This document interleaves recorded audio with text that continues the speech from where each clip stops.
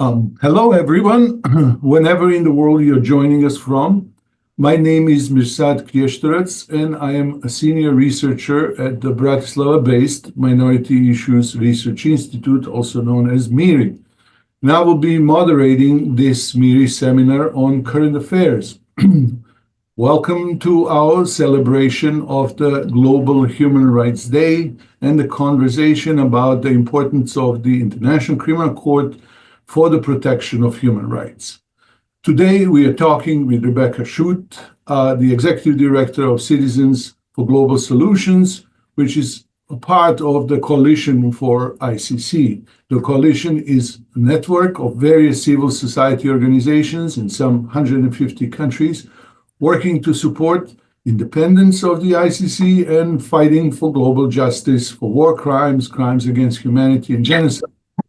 All ideas headed into the post-World War II era of the international order. But now, unfortunately, these ideas became controversial in most unexpected places and countries in the world. When the United Nations General Assembly adopted the Universal Declaration of Human Rights on December 10, 1948, as the common standard for all member states, human rights officially became an important international relations issue for the first time. This is why we consider that day as the starting point for that common era of a global, rule-based world with human rights at the core of it. All United Nations member states were to support human rights, defend them, promote them, advance them, and consider them as a factor in their mutual interactions. Yet, human rights are not only the concern of the states, as sometimes those same states are the main violators of the human rights of the people that the states controls or rules over. For that reason, global community recognized the need to further the protection of human rights by establishing a court to be an arbiter when human rights are at stake in the interactions among individuals, peoples, and states. And it is important to note that that court, the International Criminal Court, is there to address the noted shortcomings of international law, but nevertheless, it does not replace domestic courts, as is only a court of a last resort with the principle of complementarity to the domestic courts at the center of its statute. The ICC really became important when domestic courts, or rather becomes important when domestic courts are unable or unwilling to investigate and prosecute alleged crimes and violations of the humanitarian law. To better understand that court, our Minority Issues Research Institute has organized a conversation about the importance of the ICC for the global protection of human rights. Our institute is a civil society organization based in Bratislava, Slovakia, formed with the main objective of research, education, and active involvement in the field of human and minority rights, as well as the implementation of activities of general interest in Slovakia, European Union, and beyond. And today, to commemorate the UN Human Rights Day, when the journey of establishing human rights began, MIRI invited Rebecca Schutt, the Executive Director of Citizens for Global Solutions and member of the Coalition for the ICC, to help us learn more about the ICC and the current efforts to support its mission. Ms. Schutt is an international lawyer and democracy and governance practitioner with more than 15 years of experience in the non-governmental, intergovernmental, and private sector, supporting human rights, democratic process, and the rule of law on all 5 continents. In nearly a decade with the National Democratic Institute, Rebecca held numerous positions in headquarters and the field, supporting and leading democracy and governance programs in Central and Eastern Europe and Southern and Eastern Africa. Rebecca is admitted to practice law in the District of Columbia here in the United States and is a member of several bar associations, including the American branch of the International Law Association, where she serves as an advocacy director for the International Criminal Court Committee. She served as a visiting professional in the presidency of the ICC and has provided pro bono legal expertise to the Carter Center, the International Refugee Assistance Project, United Nations Working Group on Enforced and Involuntary Disappearances, and United States Marine Corps University, where she helped develop the international humanitarian law curriculum. Rebecca earned a Juris Doctorate from Emory University School of Law. She earned a Master of Science in Democracy and Democratization from University College London School of Public Policy and a Bachelor of Political Science from Kean College. She holds certificate in conflict analysis from the United States Institute of Peace and in public international law from the Hague Academy of International Law. As an executive director, Rebecca will continue her current role as a co-convener of the Washington Working Group for the International Criminal Court. And now, as usual for this type of seminars, we are going to first hear a short introductory presentation by our guest for about 25 minutes. And then after that, we will open the discussion for questions and answers. If anyone from the audience at that time wants to ask a question in person, please raise the hand icon and we will call upon you. Once your microphone is on, please introduce yourself and please tell us where you're joining us from and then ask your question. We will also kindly request if you can also turn your camera so that our guests can look at the face rather than at just the computer. Those who cannot speak or join in person for any reason, you're welcome to type in your questions in the chat box, and we will try to ask them on your behalf. Again, thank you all for your cooperation. And now let's turn our attention to our guest, Ms. Rebecca Schott. The microphone is yours. Dr Mirsad and Svetlusha, it's an honor to be with you. And I profess that I am not actually at the ICC in Den Haag, as my background might indicate, although I was in The Hague, as I think we'll discuss, last week. I'm actually in Armenia right now, which is the latest state to become a party to the Rome Statute of the International Criminal Court, the 124th, which will soon be joined by Ukraine on January 1st, 2025. So I would say that it's a happy day to join you on International Human Rights Day, which I don't normally say, given the number of atrocities that still rage across the world and the crimes that shock the conscience of humanity. But with developments, especially in the Syrian Arab Republic this week, and I think we can probably talk about Syria as a case study, we might have hope of a light in the dark. And we can see how the ICC, I think, over the course of our conversation, can and I think will play an integral role in bringing to justice those that are responsible for atrocities in that situation. So there's a bit of an irony here that I'm here to discuss the International Criminal Court on Human Rights Day, because interestingly, the International Criminal Court is not a human rights instrument. It is not a human rights mechanism, nor a judicial institution with jurisdiction, subject matter jurisdiction over human rights per se. However, it forms an integral part of the ecosystem, the judicial ecosystem that protects and defends human rights. So why do I say it's not a human rights institution? Well, human rights are the rights that are guaranteed to all persons against governments that would seek to annihilate them, would seek in some way to subjugate them, would seek in some way to transgress against those fundamental rights. And they emanate primarily, as I think many people will be aware, from the 9 primary human rights instruments of the United Nations treaty bodies, their 9 optional protocols, as well as regional treaties and domestic legislation. However, the ICC, the International Criminal Court, has a different but complementary jurisdiction in international criminal law. And international criminal law is a relatively modern branch of law that addresses the prosecution of individuals as opposed to states, for crimes of international concern.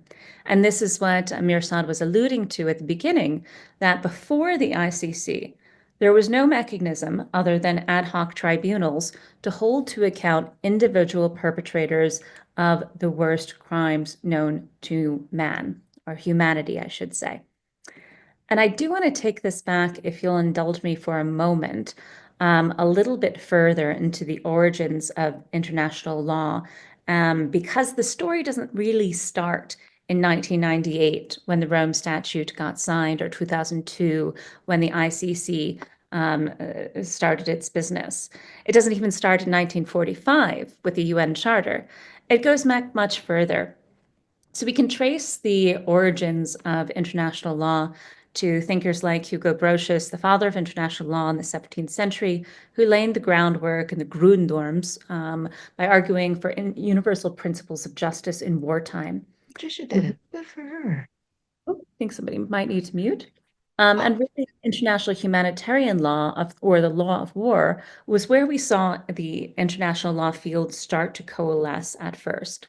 And here I'm talking about public international law, not private international law that has always governed the trade and practices, individual practices between states and individuals across borders. So I think we're familiar, many of us, with the Treaty of Westphalia that established state sovereignty, 1648. And then over the course of the intervening centuries, we saw concerns about piracy, and some of the first crimes that were considered a crime against humanity, prosecuted by multiple states regardless of where they occurred. And from that, you have universal jurisdiction arising. Coming up to the so-called modern era, maybe not as contemporary as we're going to get a little bit later on, this year marks the 125th anniversary of the first Hague Peace Conference and the first Hague Conventions governing the law of war, which laid down the rules for how conflict could be conducted in a legal manner. And heretofore, it was just accepted, I think, by the majority of states and by the majority of citizens of the world that war was the default status quo and that there were no rules to govern it.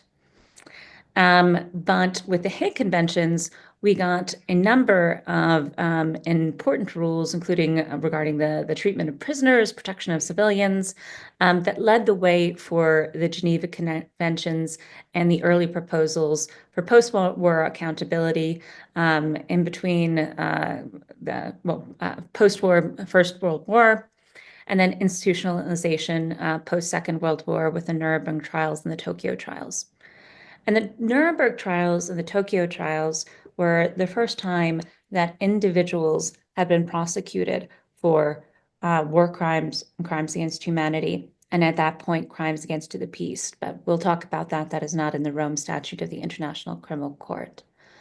And those were incredibly important for laying the foundation for international criminal law as we know it and the work of the ICC. However, they were one-sided. They were, in some instances, seen as cases of victor's justice. And even though it was contemplated at the outset at Nuremberg, at the discussions leading up to the UN Charter, that there be an international criminal court that had wider jurisdiction, that not just be when there's an ad hoc conflict and you have to respond. It took another almost half century for that to come into being. And in that period, you had the Genocide Convention, 1948, of course, the Universal Declaration of Human Rights, and the Geneva Conventions, all of which sought to codify international humanitarian law. At the same time, running parallel and complementary to these efforts to further and advance international human rights and international humanitarian law was the project of international criminal law. And we really saw this come to the fore in the 1990s, starting in 1995 with the foundation of the Coalition for the International Criminal Court, which Mirsad mentioned at the outset in his introduction.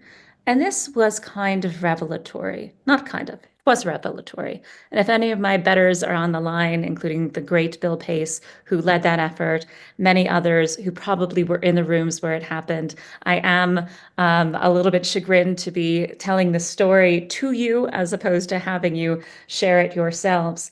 But this was a remarkable coming together of, at first, 25 civil society organizations working with states in New York at the United Nations and in capitals to impress upon them the need for a permanent judicial institution that could address the worst crimes that shock the conscience of humanity and realize the promise of, quote unquote, never again, to use the words of Ben Ferencz, the last living prosecutor at Nuremberg.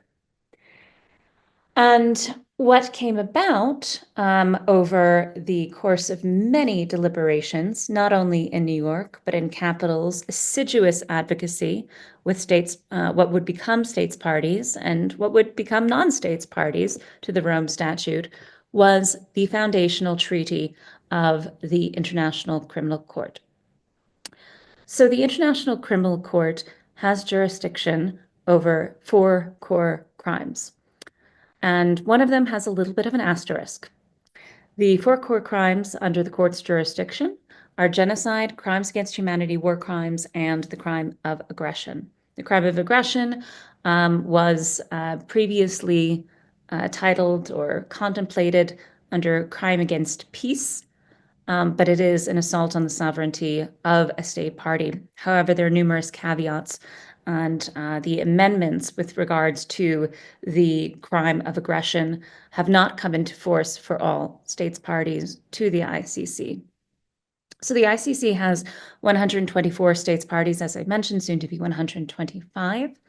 It only has jurisdiction of crimes committed subsequent to the 1st of July 2002, when it became effectual. And in the case of most states that ratify the treaty, it only has jurisdiction over crimes that are alleged to be committed after that state accepts the court's jurisdiction. There are caveats there too. We take, for example, the situation in Ukraine. I said that Ukraine will only become a state party on the 1st of the new year. However, the court is currently contemplating 2 sets of situations, the first in Crimea and the second, the ongoing conflict launched by the Russian Federation, both launched by the Russian Federation, but the current conflict. And how can the court have jurisdiction if Ukraine is not a state party and the Russian Federation is not a state party? Well, it can have jurisdiction because Ukraine exceptionally accepted for the International Criminal Court to look into those situations. How do situations then come before the court? And I also want to make sure there's plenty of time for questions, because there's a lot of misconception and there are a lot of myths, I think, to dispel about how the ICC operates and also how it works with other courts and tribunals, and the principle of complementarity, how it works with domestic jurisdictions. But basically, there are 3 ways in which a situation, and a situation is what we call a point of interest before it becomes a case. One is for a state to refer, and a state party to the ICC can refer a case on its own soil, on its own territory, as well as those on other suspected on other states parties' territories. The Security Council can refer a situation to the ICC. That has happened, for example, in the situations in Libya and in Sudan with regards to Darfur. Or the prosecutor can begin a case so-called proprio motu, by his or her own initiative. And for a proprio motu investigation to proceed, a pretrial chamber must first authorize it, and it must have still the territorial jurisdiction of having occurred within the confines of a state party. So let's look at this in action a little bit. I started off by saying that perhaps it's there might be a ray of sunlight for international justice friends everywhere with regards to what is going on right now in the Syrian Arab Republic. Why has the ICC not yet gone after Omar al-Bashir or any of the numerous individuals within the chain of command where there is voluminous evidence of war crimes and crimes against humanity?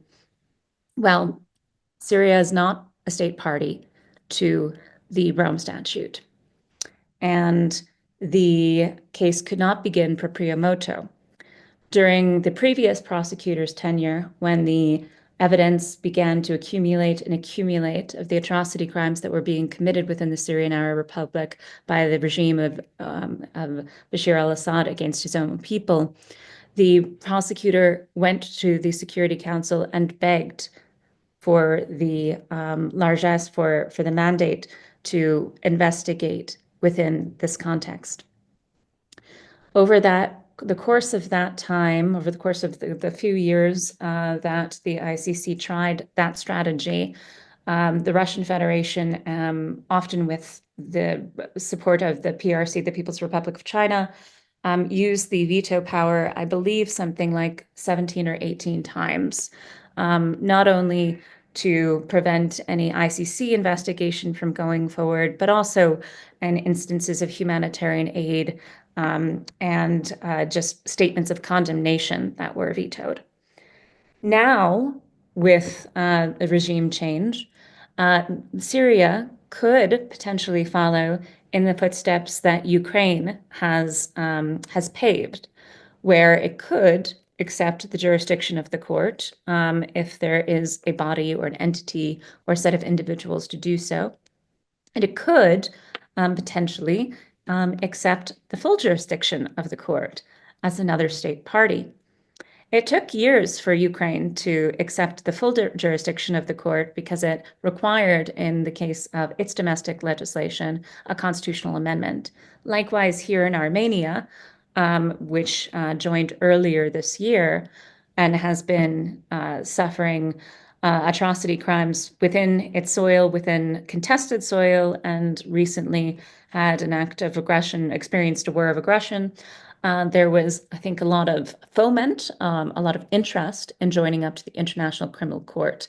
But the practicalities of it and some of the suspicions of the International Court and Criminal Court and what it might mean for Armenian citizens and their liabilities prevented that. So just some basic facts on the ICC, and I'll also perhaps talk about how it works in tandem with the ICJ, and then I'll also talk about some of the contemporary realities of the threats that the court faces. So the court often comes under, or sometimes comes under attack about how much it might cost. It costs, its budget is approximately 200 million euro a year. My country, the United States, spends over 800 billion on its military support a year. So I think, we can look at this with a little bit of a comparative lens or a jaundiced eye. Moreover, the contributions that are made by states parties are in ratio to their ability to pay. So small states do not have the same contributions as large states. That said, there are some long-term supporters and member states of the court that still insist on zero nominal growth, whereas the court has never been busier than it currently is. I think we heard the prosecutor say last week at the Assembly of States Parties to the International Criminal Court, which is its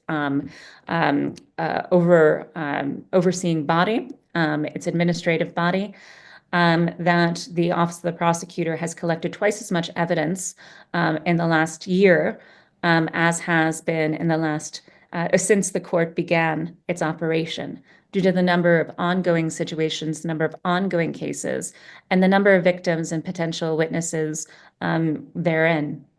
All in all, there have been 12 investigations, 3 preliminary examinations are ongoing. 12 investigations are ongoing and 3 preliminary investigations, and 59 arrest warrants have been issued. including 32 cases that have been brought before the court. Now there are currently 5 persons in custody and 30 suspects at large. And those include some high-profile names, and this is why I think the ICC, as well as the ICJ, the International Court of Justice, is visible in a way that perhaps it has not been since its founding or maybe ever, because we do have the high-profile cases that have been lodged against, arrest warrants that have been sought and now granted against Benjamin Netanyahu and Minister Gallant, as well as 3 senior Hamas individuals, one of whom is now deceased. And we have the arrest warrant against Vladimir Putin, originally with one of his deputies and now with 2 other military officers as well, for a total of 4 arrest warrants in the situation in Ukraine that are at large. At the same time, the ICC, I say, is busier than ever. It also sometimes gets critiqued for selective justice and for a lack of efficiency or expeditiousness in terms of its proceedings. So let me address the first critique on the perhaps dual-sided justice, or perhaps looking at some areas of the world with a greater microscope than others. So it is very true, as has been said numerous times, that the ICC has investigated and indeed prosecuted more cases on the African continent than in any other region. It is also true by the same token that there are more states parties on the African continent. And of the situations and cases that have advanced on in Africa, and when I say that these criticisms have come, they've come from independent parties. They've also come from African states, and they've occasionally come from the AU, the African Union itself. Of these situations and cases that have advanced in Africa, the majority of them have not been per prio moto. I mentioned the 2 that have been by Security Council referral, Libya and Sudan. The majority have been by self-referral, including in the case of 2 states, self-referral twice, because a state can refer when it is unwilling or unable to prosecute. Now, unwilling often implies that there is a malactor that's not going to go after the bad guys, and unable often implies a legal system that is not up to snuff. But there could be verisimilitudes, there could be nuance around why a state is unwilling or unable. So take, for example, if there's been a regime change and the new administration does not want to look like it is going after the previous administration, where there's transitional justice, where a state is trying to heal and trying to come to account with massive atrocities. That might be a situation where a state might want to refer to the ICC.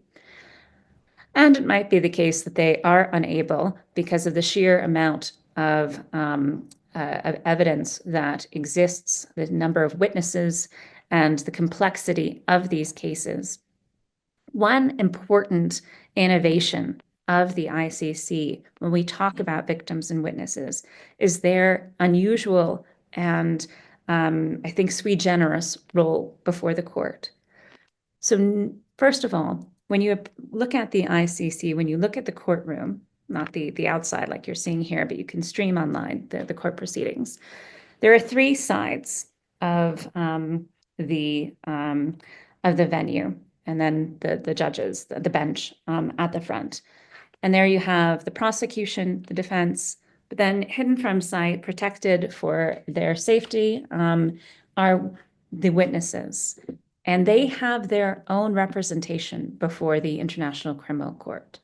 This was something that the ad hoc tribunals that led to the ICC, which I didn't spend much time on and I can go back to, but the International Criminal Tribunal for Yugoslavia and the International Criminal Tribunal for Rwanda were a large part of what enabled the foundational building blocks of the ICC to move forward. So you have the victims with their own representation, and they're not seen as part of the prosecution. And they have a very enshrined set of rights. And the Office of the Victims Protection within the International Criminal Court is perhaps one of the most important Moreover, outside of the juridical proceedings of the court, where you have that bench that the victims sit at, there is an entirely separate entity called the Trust Fund for Victims that has a dual mandate for reparations and assistance. And it's currently embarking on the largest ever reparations order in its history, reparations in the matter of Dominic Ongwen, who was an LRA, Lord's Resistance Army, a senior official accused and convicted of war crimes and crimes against humanity in the context of northern Uganda. And that entity goes into communities and not only pays out what sum there is, and all of the defendants, I should point out, who have appeared before the court, not those who are outstanding, like Mr. Netanyahu or Mr. Putin, have been indigent. So the TFV, Trust Fund for Victims, requires state party support to be able to make these remunerations to victims.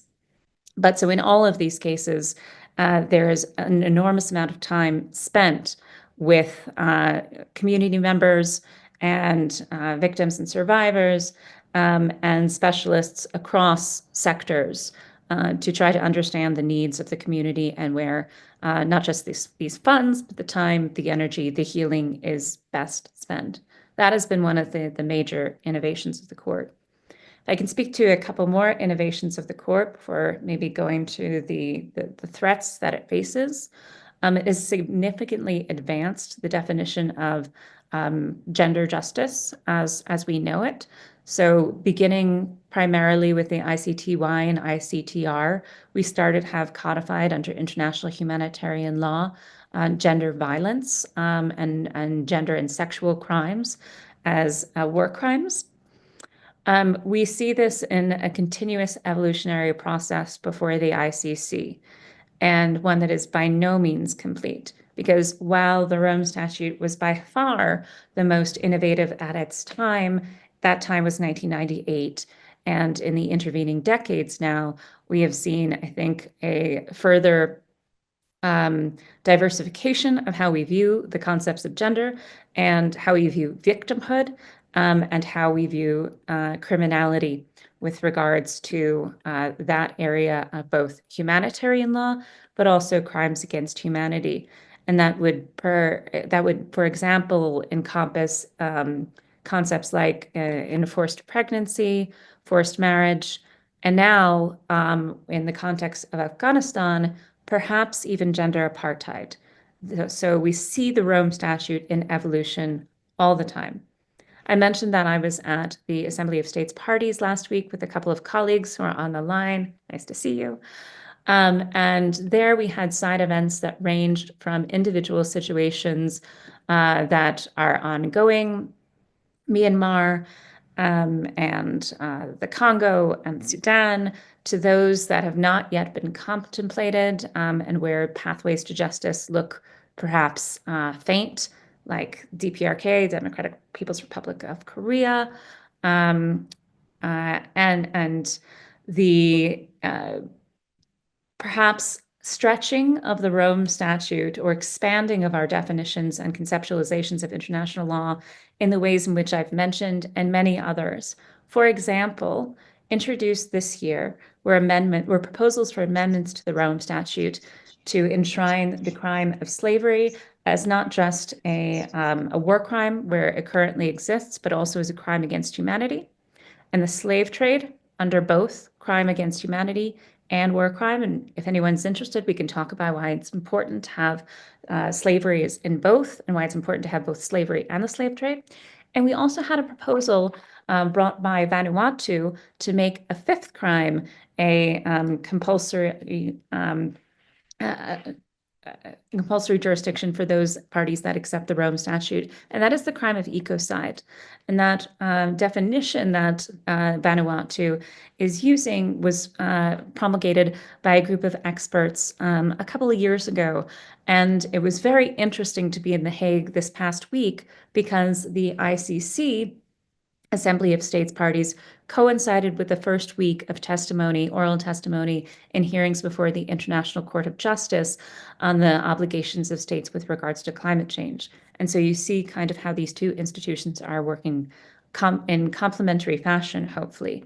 One with individual personal jurisdiction over criminal acts, and one over disputes between states and obligations of states. Okay, so let's get to the threats that the court faces, and then I'm mindful of the time and want to have plenty of opportunity for question and answer, or really for discussion. The court probably has never been as threatened as it is now. When the arrest warrants were issued for Vladimir Putin and his deputies, likewise, in reciprocity, arrest warrants were issued by the Russian Federation for, I believe, 6 individuals, including the 3 judges on the pretrial chamber who issued the arrest warrants, and the prosecutor and other high-level officials. All states parties to the Rome Statute are obliged by their membership in the ICC to arrest individuals at large who have arrest warrants hanging over their head. And yet Vladimir Putin has made his first trip, maybe some think a test case, to Mongolia, a state party where he was not arrested.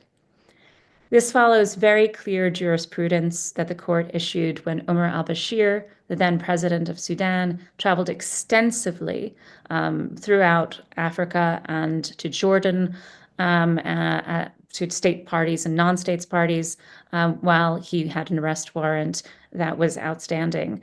And in all of those cases, pretrial chambers made decisions against the defending state. And so here, the pretrial chamber wasted no time in saying that Mongolia was without its bounds in non-compliance. We also see another threat to the court, and that threat comes from my country, the United States. In 2020, I started the role as the co-convener of the Washington Working Group for the ICC, which is a very informal collective of individuals who are bent on a more positive relationship between our state and the International Criminal Court. If anyone's interested in learning more, we convene monthly online or in hybrid fashion. So I'll drop my details in the chat, or feel free to get in touch. So I started on September 2nd, 2020, and that was the day that sanctions were announced against the International Criminal Court by the Trump administration. Specifically, the Trump administration launched sanctions against the then prosecutor, Madam Fatima Bensouda, and a senior member of her staff. And this was in response to the United States derision of the ongoing situations in Palestine, Israel, and I'm using the terms that the court uses. It is the situation in Palestine, Israel. This is not my terminology, and the situation in Afghanistan.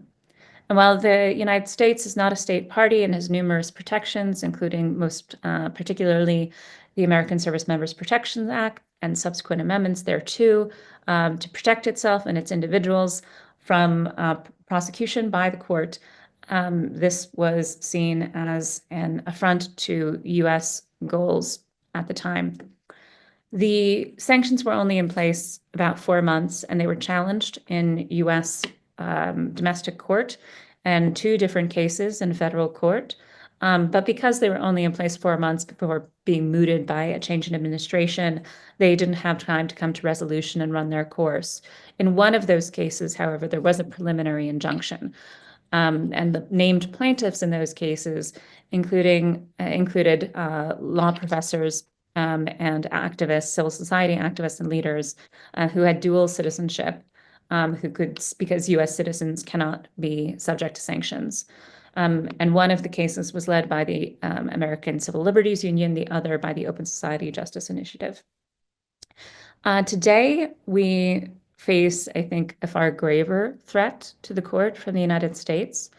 A piece of legislation passed the House of Representatives earlier this year in the spring, H.R. 8282, the Countering the Illegitimate Court Act, that would have placed far more wide-ranging sanctions, or at least could be interpreted that way. It's actually quite broad in its verbiage.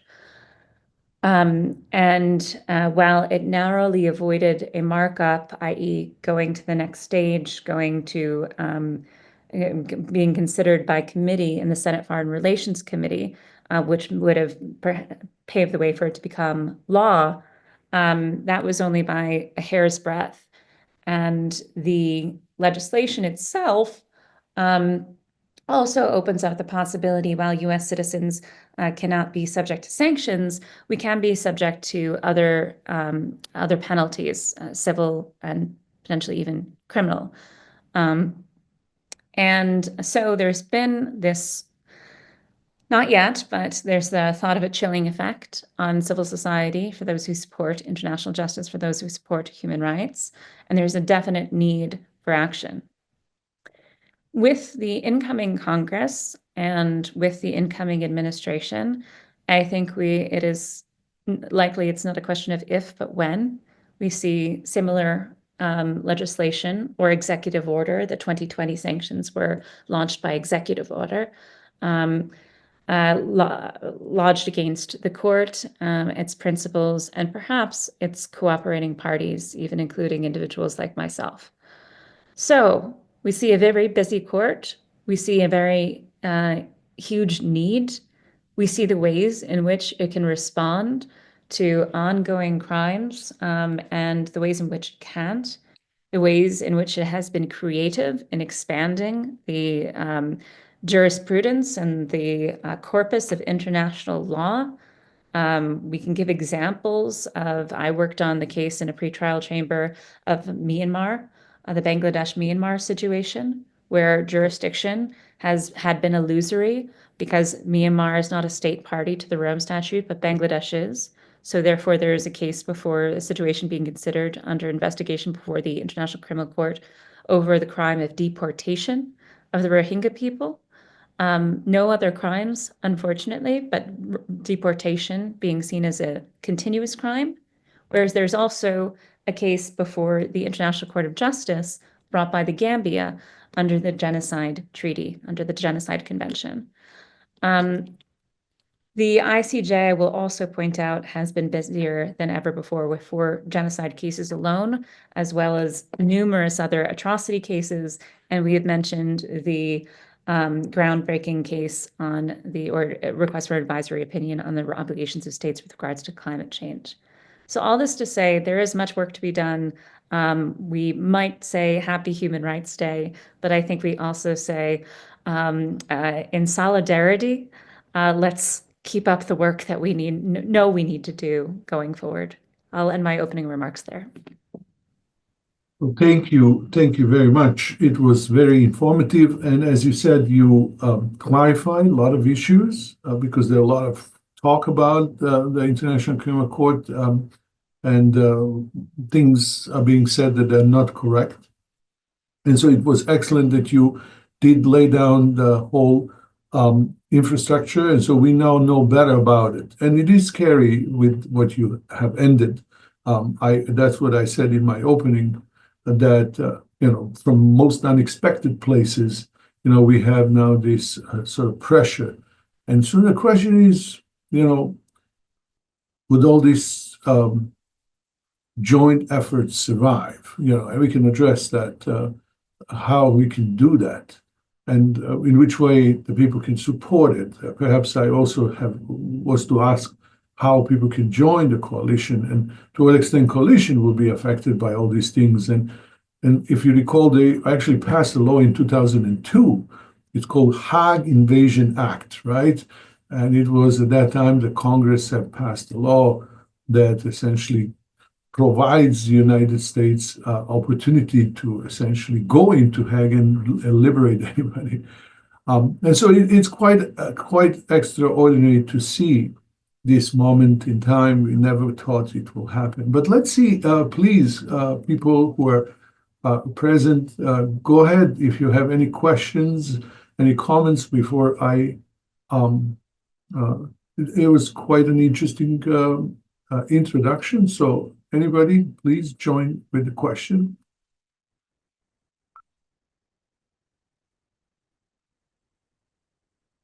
Okay, looks like people are probably gathering their thoughts. So I can ask a question regarding, like maybe we can start with that. How can other civil society groups join and support the Coalition for ICC and this whole effort to support the ICC itself? It's very interesting that the Coalition for ICC is there to support the court and in that way maintain its independence and maintain, if we can say, even its integrity, so that no country has some sort of overwhelming power over that. And so to address those problems that African states and the states from the global south often bring up correctly and justly, we can't just dismiss their concerns because they're really valid.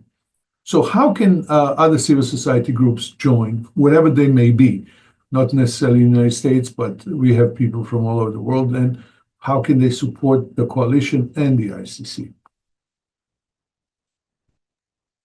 Absolutely. So I should point out that from the 25 organizations that started around 1995, the coalition now, I think, includes more than 2,200, 21 or 2,200. And my colleague James has put in the chat the link to the coalition's website, where there is an opportunity to apply to become a member. Only organizations, not individuals at present, can become members of the CICC. But there are other ways, of course, to become involved, including collecting evidence, cooperating on the ground, and for those at a high technical level. But anybody can also help spread the word in terms of advocacy, in terms of education. And so, therefore, there's a role for everybody from individuals, representatives of regional organizations, academia, media, to get to put their shoulder to the yoke beyond just the formal membership. But there will be, I think, if you go through that link, a way to join as a formal member. And the vast majority of the current membership of the CICC is from, for lack of a better word, the global south, or the global majority, and we need more of those voices. So that would be the first thing that I can say, and it's the most important, of course, that you work at home to ensure that your community's voices are upheld and that your states are listening, and if not listening, that you're holding them to account and pursuing these channels. So therefore, the coalition for the ICC, well, it might seem very far away, where the ICC might seem very far away, but this whole project of international justice might seem remote. It is actually something that is quite close to home.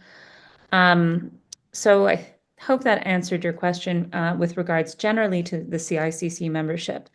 With regards to where we are now and what can be done in terms of threats against the court, we're all kind of contemplating this. And even though I spend a lot of my day thinking about these issues, I'm not sure that I'm closer to a conclusion.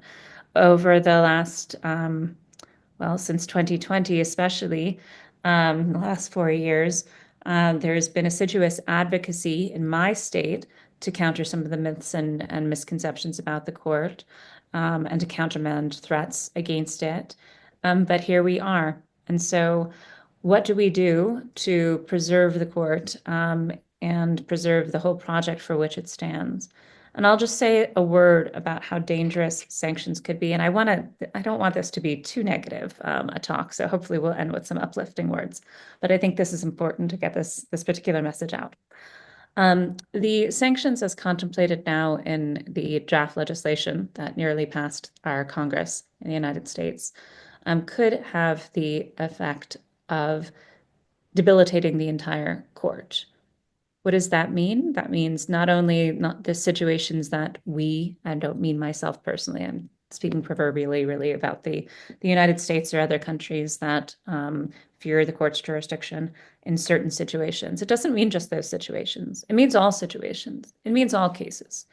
It means that if the United States were to pass sanctions, which are a tool to isolate individuals and entities from their financial assets, that due to the interconnectedness of the United States and international banking systems, with insurance companies that the ICC would really not be able to do business. In the worst case, but maybe realistic scenario, it would mean literally opening jail cells for the world's worst alleged criminals, alleged to be accused of the worst crimes known to man, humankind. So in the face of all this, those of us who are in my jurisdiction are considering what legal action we can take as well as what advocacy. How do we get law associations and bar associations involved? How can we tell the stories from situation countries where our government looks more palatably? Have a good friend from Ukraine who held up his hand. How can I bring this story before Congress? They like Ukraine. And that's terrible that there is this picking and choosing between situations.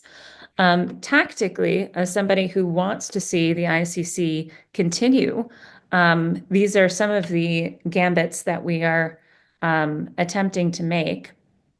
And Alan has put in the chat as well a complementary campaign that we are running, Legal Alternatives to War, to advance the jurisdiction of the ICJ, which is not under the same kind of attack that the ICC is at present, but where there have also been rumblings that by certain states that we don't like case X or Y or Z. Did that answer fully your question? I feel like there was another part there that I didn't get to. Somewhat. By the way, Alan is doing excellent supporting this conversation by posting all these links. Very much appreciated. Yeah, it is kind of interesting that the United States apparently was even lobbying Ukraine to ratify, to join the ICC treaty, but at the same time, like you said, picking and choosing, it's quite difficult to put the head around, and it is chilling, as you said, for all of us to even have this conversation, right? We have to think about, should we be able to talk about human rights or not, which is just, very difficult to understand. Now, Claire is asking a question which I think going beyond the scope. But Claire, do you want to ask a question in person from Montreal, or you want us to read it for you? Just wondering, could the ICC make rules that a member country can't write rules that are against ICC member rules? For example, we can sanction everybody else, but they can't sanction us. It doesn't sound fair. Right. So to date, the threat of sanctions has only been launched by non-member states against the court. And indeed, I think it would be out of keeping with the rules of procedure of the court if a member state were to launch sanctions. The states are bound by the principle of cooperation. So not only should they not be sanctioning the court, they should be actively aiding the court in investigations and prosecutions. For example, if there's an arrest warrant on somebody like Vladimir Putin and he visits Mongolia, if Mr. Netanyahu visits a state party, they have an obligation under law to arrest him. But there is no enforcement mechanism to that, right? So therein lies the rub. But yeah, and I also saw the question about Afghanistan. So with regards to Afghanistan, there is the continuous situation under investigation of war crimes committed in the context of Afghanistan by the United States and other actors, as well as Afghan individuals and officials. The principle of complementarity holds that a state has to have a chance to domestically prosecute and investigate. And here, actually, I'm going to speak for myself personally and not on behalf of any organization or institution that I represent or I'm a part of. The threshold was uncomfortably low with the situation in Afghanistan when the United Kingdom, without a single investigation, but having launched a proceeding into war crimes, was found that it satisfied the principle of complementarity, checkbox, let's move on. That has not happened in Australia, conversely, where coalition members also could have been implicated for war crimes in the context of Afghanistan. There was a much more thoroughgoing investigation and an independent prosecutor appointed to look into the alleged violations of international humanitarian law. The situation with regard to the United States, one thing that I say when I talk to US officials about the court and why they should ratify is that it betrays a fundamental lack of confidence in our domestic legal system and our domestic judicial architecture, and in this case, our domestic martial law, if you are afraid of the ICC. It means that you are not able to prosecute, or you are not willing to prosecute war crimes at home. And that is scary. And that is not something that, as a patriot, a United States official should be espousing. So this isn't an either or with regards to the war crimes alleged to have been committed in the Afghan context and the gender apartheid alleged to have been committed or being committed currently under the new Taliban government. I think we need to embrace the and here, but the gender apartheid that is being committed falls under crimes against humanity, so different area of the Rome Statute. And several states parties have brought this before the court, and Afghanistan remains a state party to the Rome Statute. For how much longer, I don't know. 2 states have withdrawn from the Rome Statute to date, Burundi and the Philippines. There has not been another state yet. We don't necessarily see that. There was a fear that when Burundi withdrew, there was going to be a cascade across the African continent. That didn't happen. And there have been some, I think, strong allies, and particularly in leadership roles within the ICC system. When I served in presidency, the president was a Nigerian Canadian citizen, and the prosecutors was Madame Bensouda, Gambian. Now the vice president of the Assembly of States Parties is Sierra Leone, which has introduced the amendments that I mentioned, the proposed amendments on slavery and the slave trade. And we see great leadership across the continent within the ICC and within the Assembly of States Parties as well. Oh, and I should also point out that unlike the ICJ has had 125 judges over the course of its almost 80 years of history. 6 of them have been women. The ICC, by the other side, has now a majority of women on the bench and has baked into the system, not a quota system, but the very complicated way in which its elections and nominations process are run, ensure gender parity as well as geographic distribution, and the representation within the Assembly of States Parties is even going a step further now in terms of how it's contemplated. That's a very neat kind of addition to notice, right? That gender parity is very good. Okay, so there are lots of challenges that we are facing as a community. Would love to have this type of mechanisms that supports, as you said correctly, the human rights as a concept, as an idea, as an aspiration for all of us. And so there are 2 more questions, one from Patricia and one from Ms. Al-Rabadi. Mr. Al-Rabadi, you want to turn on your microphone and introduce yourself and ask the question, please.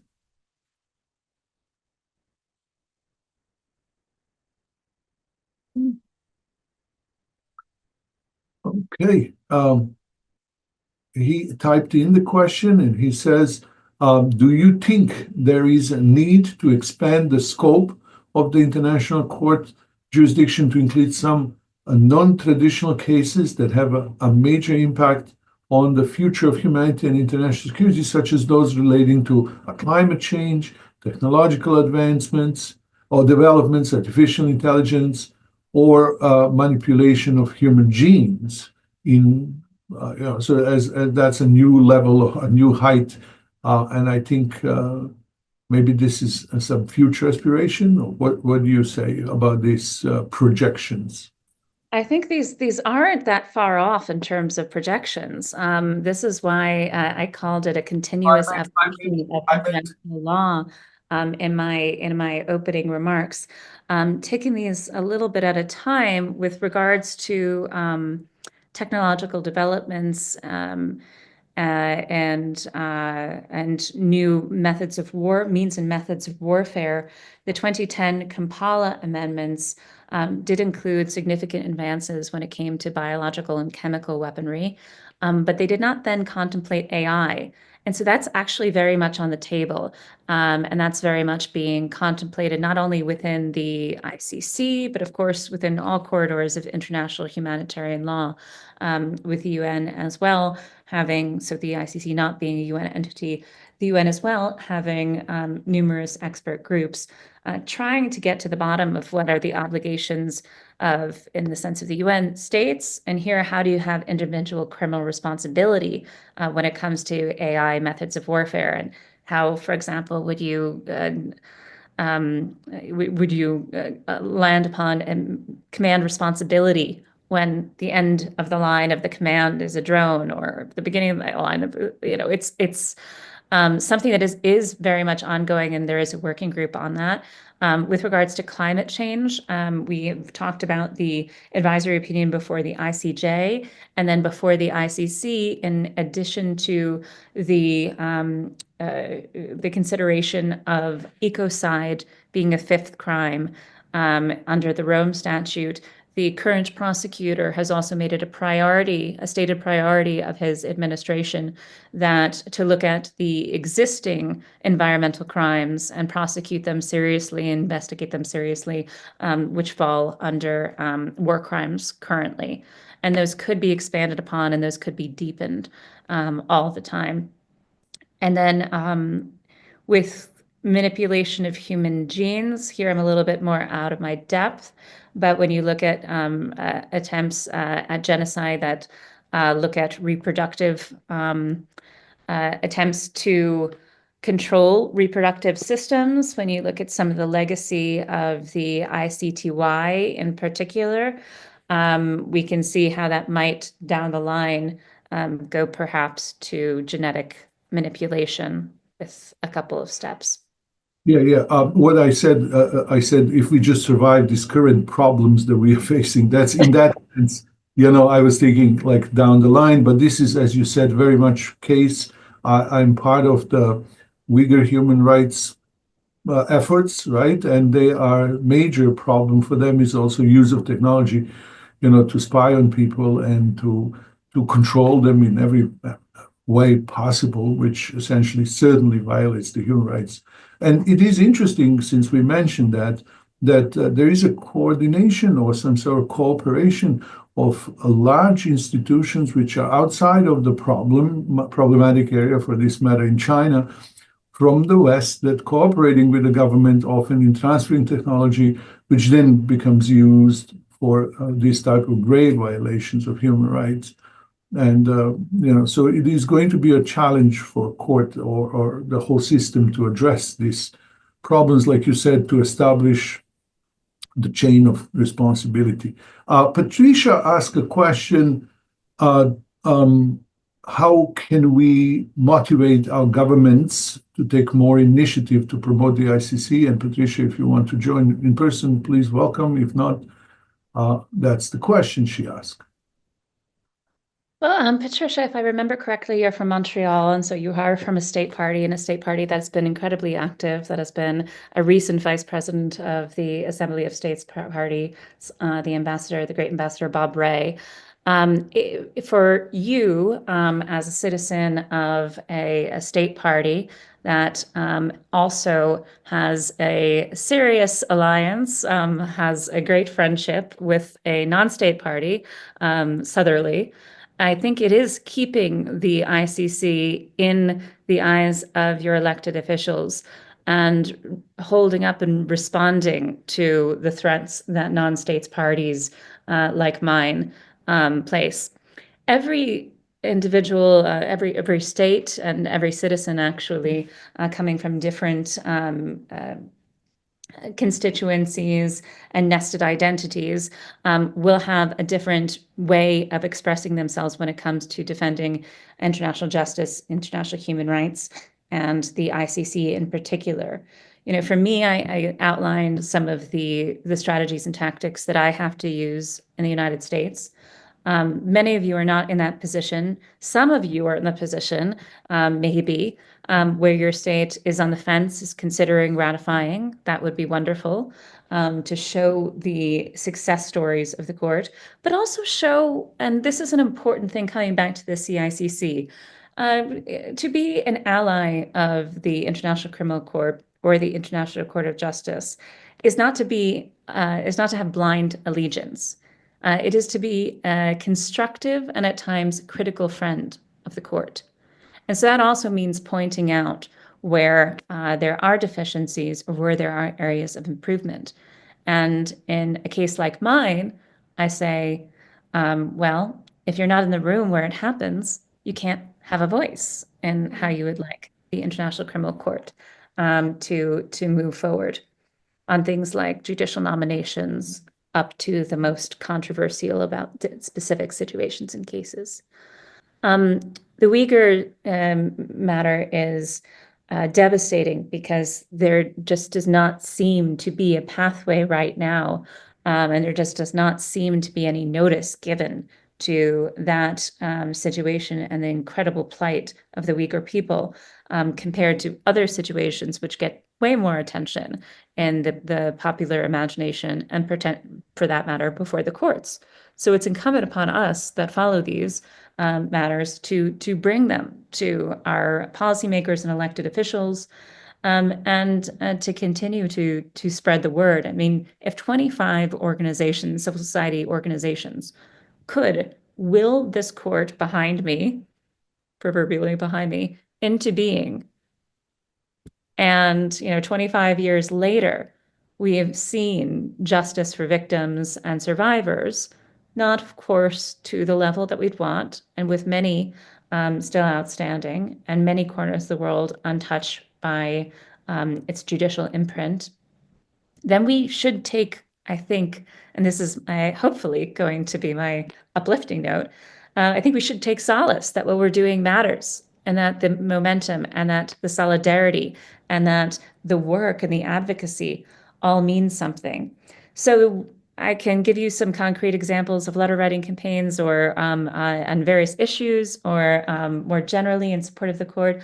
I would also point out that we're really just talking here about the ICC and to some extent about the ICJ, but these are two stars in a constellation that, of course, includes the UN special procedures and treaty bodies, that includes manifold other structures, and that includes the United Nations architecture itself.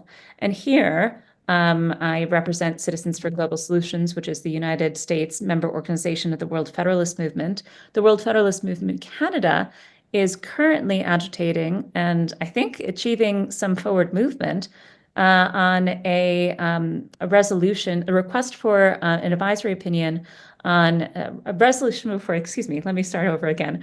A request for a resolution by the United Nations General Assembly for an advisory opinion by the International Court of Justice on the legal limits of the veto power. I mentioned at the outset how the veto has been used to defray justice for Syria alone. Let's not go into all the other situations, 17 or 8 times just for Syria. And that it is argued by many, including me, and including based on the scholarship of one of my mentors, that that already is a violation of international law. And so can we get the ICJ to weigh in on that? And so here I think Canada really could step up. That's something concrete that you could do. And if other people are coming from other jurisdictions, I'll brainstorm with you. Excellent, Patricia. And obviously, we will be happy to also assist. So if anybody needs to reach out, you can also reach out to MIRI, and we'll connect you with Rebecca or other organizations which are part of the ICC, Coalition for ICC. Now, our director, Svetlusha Sirova, director of our MIRI Institute. She has a question, please. Petlusha, join. Thank you so much, Mirsad. And dear Rebecca, thank you also for a great presentation and for taking time to join MIRI global community. I really appreciate it. And I just want to ask, yes, you spoke how we can do a lot to support ICC from the position where we are. And I think grassroots initiatives are important. But, you know, what when the state parties to ICC, when they do not want to enforce the warrants against high-profile personas, you know, what in that case, because this undermines the authority of ICC. So that is my question, how to strengthen the position of ICC when the member states go against its persecutions, let's say like that. And the second, I have a question, are there any consequences for this kind of act, you know, if the member states refuse to arrest suspects? I'm speaking because we know that Prime Minister of Israel plans a visit to Hungary, and even the Prime Minister of Slovakia said he would not arrest him and he will meet with him. And we know that even in Hungary, we heard voices, they would arrest him. So, you know, what in these cases, and is not this like backfiring against ICC, you know, and what can be done with it? And I had also last question, sorry for taking so much time, but I'm really curious, I don't know this, because you mentioned some cases of today's in ICC, and they're all in regard to Ukraine or Palestine and Israel, they are all high profiles. But me being a child of the war and Mirsad coming from former Yugoslavia, you know, but what about the other perpetrators? There are so many under these levels, you know, under prime ministers or ministers of defense. What about all those other who commit those crimes, you know? What is the situation with these crimes in ICC? Thank you so much. Thank you. And just to kind of add to that, there was a comment by one of the people attending, Mr. Ali, who is basically dismissing efforts of ICC because ICC is not prosecuting, I don't know, the high-stake United States alleged crimes and stuff like that. And so if you can address it, but in the beginning, she actually, Ms. Schott actually spoke about it, and this is a court of essentially where member states volunteer. They join voluntarily, and the whole idea about the whole system is that we support this because we want to, not because we have to, right? And then we prosecute those people who are accused of crimes, you know, in the court of law, and then some level of enforcement happens. But the states are there to essentially volunteer in all this, how you say, mechanism. And so I'd like us to talk about it. I guess, Mirsad, you'll do better than I do, but the point is, just because we cannot prosecute everybody, it doesn't mean we don't prosecute those we can, right? If you ever get pulled over for speeding, you know, and you tell your police officer, well, everybody's speeding, let's see what is going to happen, right? He'll tell you, I caught you, right? And that's still better than having nobody being prosecuted for grave violations of human rights. Indeed. So, but let's kind of address this problem, because there is that, how you say, oftentimes that level of skepticism, if I may not say even cynicism of, oh, why the ICC does not do this and that and does only this. Yeah, just can you give me a second, sorry, Rebecca, because Mirsad tends to interpret what I wanted to ask, but my question was in relation, because these states are a contracting party to the Roma Statute, you know, so of course they are willingly there, but when you commit to something and then do not act upon it, I'm asking what are the consequences of it, and that really undermine the authority of the ICC. So that was that, and of course, I'm not saying should we not persecute nobody, but I'm just saying from the point as Rebecca was speaking, and I really it resonated in me about all the victims, about the communities, about for the process of healing.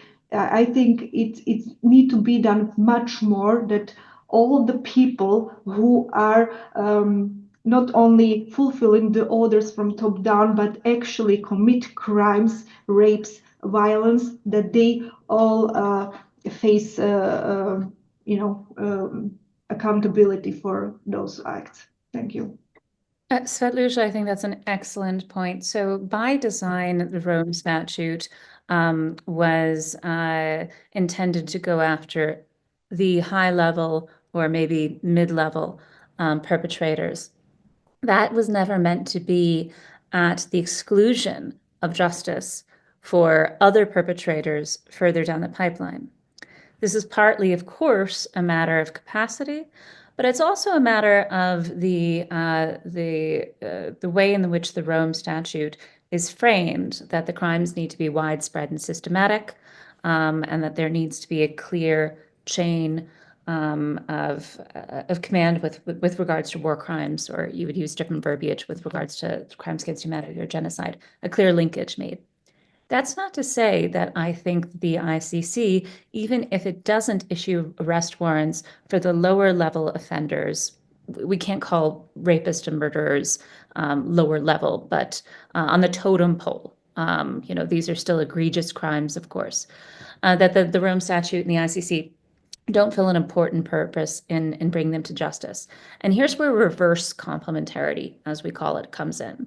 The ability of the Rome Statute system to help with domestic prosecutions and domestic litigation and truth and restitution and reconciliation processes as well as might be beneficial and most relevant to and appropriate to that setting. I'll give an example. So in the Central African Republic, there have been two situations before the International Criminal Court, and there have been several arrest warrants, acquittal in one case, unfortunately. Sorry, that was speaking independently. But there have also been instances where the International Criminal Court has cooperated with the domestic legal system and with a special tribunal for CAR. And the special tribunal for CAR has a broader mandate and resources to go down that pipeline and to go after those mid-level and low-level officials rather than offenders, because of course the offenses are on par.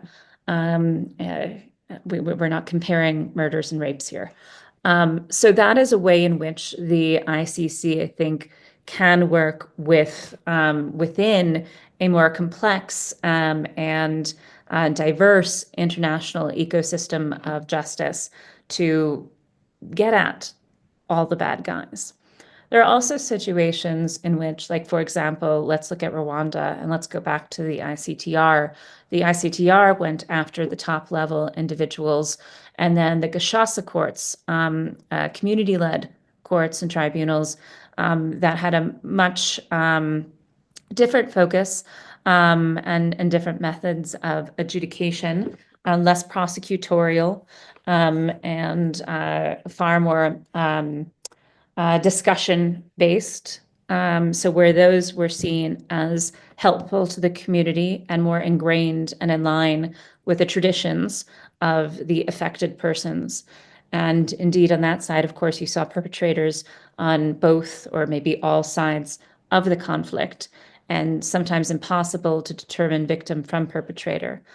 We also had this come up with the ICC with regards to victim perpetrators recently with the Angwin case that I mentioned earlier with the Lord's Resistance Army. Was the first time that a former child soldier had been found guilty of crimes against humanity and war crimes, or indeed any atrocity crimes. And so there was a really deep discussion of what does that mean to be a victim and then to be a perpetrator. And of course, the crimes of which he was committed were crimes that he committed after the age of majority, but he had been enslaved and subject to the same crimes himself, many of the same crimes, when he was under the age of majority. So there's, I think, where we see the interaction and the necessity of different, not just courts and tribunals, but different methods of justice, including restorative and reparative justice, working together. And here's where I mentioned at the outset, or very soon thereafter, the Trust Fund for Victims, and how there's an important role to be played there, not just in paying off the reparations mandate, but in assistance for communities to move forward. And you can't very well assist a community to move forward if you're living next to your rapist or the individual who murdered a family member. But it is not within the remit of one court in The Hague with a 200 million euro budget to do. The evidence and the prosecutorial strategies that the ICC lays at the high level often provide the blueprint for domestic or other prosecutions, though, in other settings. And the other question was about cooperation. And so, yes, of course, it undermines the court when states are not fulfilling their obligations to arrest or detain suspects. The matter is settled as a matter of international law. There can be no question, there can be no argument. I saw Mongolia make their opening statement before the Assembly of States Parties, and they questioned the legal reasoning of the pretrial chamber that found them in violation of their obligations, but could not say why. They disagreed with the logic of the court. And every time that happens, there is another chink kind of in the already tenuous framework of this court and of this project. And so a lot of the conversations that were happening last week were, well, what tools do we have in our arsenal to hold states accountable for their duties and their obligations? And I think a lot of the backroom discussions and the interstate discussions were around that theme. And you would like to see a group of states coming together and saying, well, we're going to not trade with you. We're going to impose XYZ in terms of diplomatic action against this state for failing to take action. And we really haven't yet. And unfortunately, now the word sanction has been taken on this tone, and that is completely the opposite, and this connotation that is contrary to what it's supposed to be. The sanctions toolbox is supposed to be to hold the bad guys to account and to hold states to account for failing to fulfill their duties under international law. And now that we have states that are threatening this against international judicial institutions, it's become so skewed in its meaning, and you're looking at kind of a fun house mirror. We can understand a state like Mongolia that has enormous trade with two powerful neighbors, both of which are not states parties, one of which now has a head of state that is under arrest warrant. Why? It feels like it's compelled to violate its obligations, but it can't be countenanced. And here, domestic civil society must play a role. There were a couple of Mongolian civil society organizations that were at ASP, and that I know previously, that it basically said, we should have, if we had been able to know this earlier, we could have raised the alarm bells. And raising the alarm bells means that, first of all, the government in question knows that its populace is in favor of international law. And secondly, opens up other states parties to cooperate. So, for example, I assume that Mr. Putin flew on a Russian or Mongolian airline, that it was a direct connection or a private airline. But there are numerous other states that are implicated in the course of events that involved travel. And we saw this with the eventual compliance with South Africa in Omar al-Bashir's long outstanding arrest warrant, and where there was actually a showdown between the Constitutional Court and the South African Parliament regarding its obligations. And that made it much harder for South Africa, and for that matter, other African states, to continue to host him in the same way that they had done, pretty blithely, honestly, for a number of years. So yeah, it is an incredible affront to the ICC when this happens. Yes, states are, I guess, contemplating what they can do. And moreover, there is also a role for civil society and legal professionals, especially perhaps, to step up.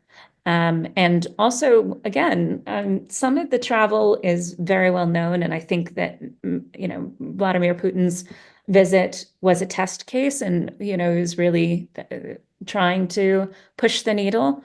But some of it might be slightly more under the radar, and you need domestic civil society to be monitoring to pick up.